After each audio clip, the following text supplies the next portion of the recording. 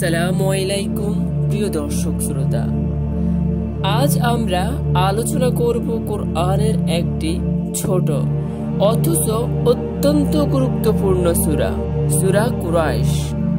এই সূরায় আল্লাহ তাআলা মক্কার অধিবাসী কুরাইশ গোত্রকে তার অনুগ্রহের কথা স্মরণ করে দিয়েছেন এবং তাদেরকে একমাত্র আল্লাহর ইবাদতের দিকে আহ্বান করেছেন। আল্লাহ তাআলা বলেন, কুরাইশদের অভ্যাসের জন্য, তাদের শীতকালীন ও গ্রীষ্মকালীন সফরের অভ্যাসের জন্য, অতএব তারা যেন এই গ্রহের রবের ইবাদত করে, যিনি তাদের ক্ষুধা থেকে আহার দিয়েছেন এবং ভয় থেকে নিরাপদ করেছেন। সূরা কুরাইশ আয়াত 1-4। ইসলামের ইতিহাসে কুরাইশ ছিল মক্কার সবচেয়ে শক্তিশালী গোত্র।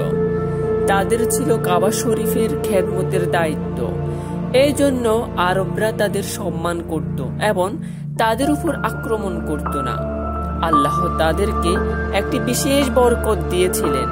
তারা বছরে 2 বার বড় বাণিজ্য সফরে যেত, শীতকালে ইয়েমেনে আর গ্রীষ্মকালে শামে, বর্তমানে সিরিয়া। এর মাধ্যমে তারা বিপুল সম্পদ অর্জন করত। এই বাণিজ্য সফর ছিল নিরাপদ, কারণ পুরো আরব জানত তারা কাবার সেবক, তাই তাদেরকে কেউ আঘাত করবে না। আল্লাহ তাদেরকে ক্ষুধা থেকে রক্ষা করেছেন, দিয়েছেন ধন সম্পদ, আর ভয় থেকে রক্ষা করেছেন, দিয়েছেন নিরাপত্তা। কিন্তু এই বরকতের মাঝেও কুরাইশরা আল্লাহকে ভুলে গিয়েছিল, মূর্তি পূজা করত এবং ইসলাম আসার আগ পর্যন্ত নানা কুসংস্কার মানত। এই জন্য আল্লাহ এই সূরার সরাসরি তাদেরকে স্মরণ করিয়ে দিলেন, তোমরা এই বরকত ভুলে যেও না। তোমাদের রব হচ্ছেন কাবার মালিক, তাই কেবল তার ইবাদত করো। তাফসীরগণ বলেন, সূরা কুরাইশ ও সূরা ফিল আসলে একে অপরের সাথে গভীরভাবে সম্পর্কিত।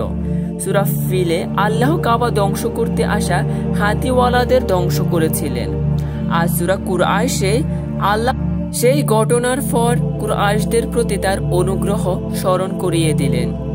দেখো, আমি কাবা রক্ষা করেছি, তোমাদেরও নিরাপদ রেখেছি, তাই তোমরা শুধু কাবার রবের ইবাদত করো।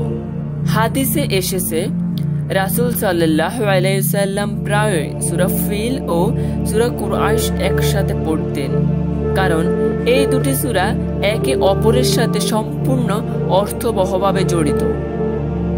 এই সূরা আমাদের শেখায়, যখন আল্লাহ আমাদের নিরাপত্তা ও রিজিক দান করেন, তখন আমাদের কৃতজ্ঞতা প্রকাশ করতে হবে এবং কেবল আল্লাহর ইবাদত করতে হবে। দুনিয়ার ভরসা, সম্পদ বা বংশ নয়, শুধু আল্লাহর সাহায্যে প্রকৃত নিরাপত্তা দেয়। সুতরাং সূরা কুরাইশ আমাদের জীবনের জন্য এক বিশাল শিক্ষা বহন করে। আমরা আল্লাহর দেওয়া নিরাপত্তা ও রিজিকের কৃতজ্ঞতা স্বীকার করব এবং শুধু তারই ইবাদত করব। প্রিয় দর্শক, ভিডিওটি মনোযোগ দিয়ে দেখুন এবং শেয়ার করুন। চ্যানেলটি সাবস্ক্রাইব করতে ভুলবেন না। নিয়মিত ইসলামিক ভিডিও পেতে সাথে থাকুন। আল্লাহ আমাদের সবাইকে কোরআনের আলোয় জীবন গড়ার তৌফিক দিক। আমিন।